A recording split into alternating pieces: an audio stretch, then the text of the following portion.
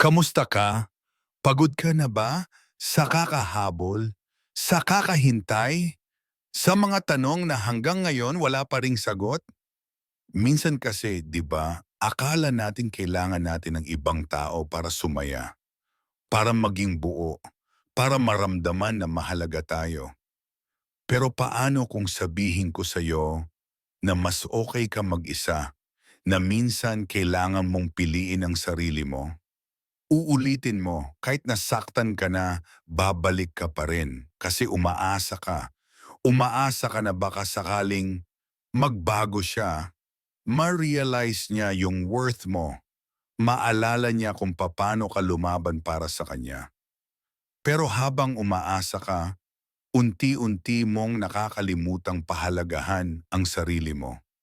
Nasaan ka sa kwento niyong dalawa? Lagi kang second option, lagi kang plan B.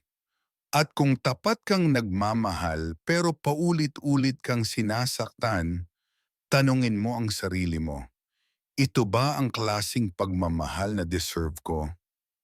Kapag iniwan ka na o kapag nawalan ka ng taong dati mong pinanghahawakan, tahimik ang mundo. Tahimik pero maingay sa loob. Diyan pumapasok ang mga what if, ang mga alaala.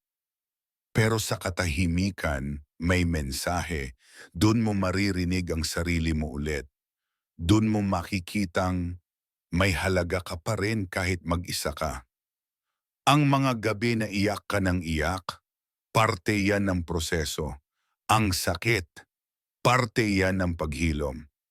Pero darating ang araw, hindi mo na siya hahanapin. Hindi mo na siya mamimiss. Kasi matututunan mong maging masaya, mag-isa. Hindi selfish ang piliin ang sarili mo. Hindi ka mahina dahil pinutol mo yung relasyon na paulit-ulit ka lang sinasaktan.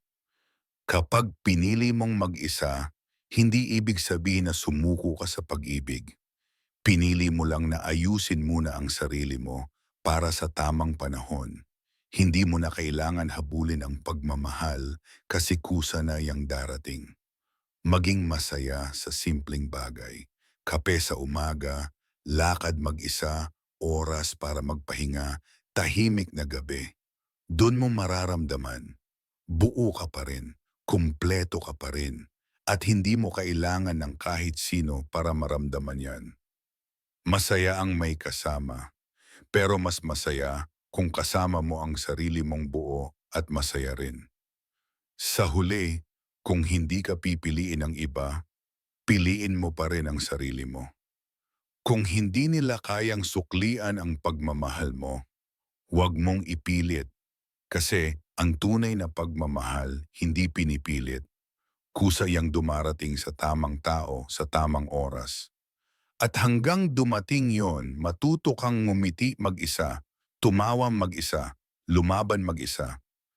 Dahil sa bawat araw na pinipili mong bumangon, kahit mag-isa ka, yan ang tunay na katapangan. Kung nakarelate ka sa mensaheng to, huwag mong kalimutang mag-subscribe. Dito sa Tunay na Salita PH, lagi tayong may kwento, hugot at aral para sa'yo.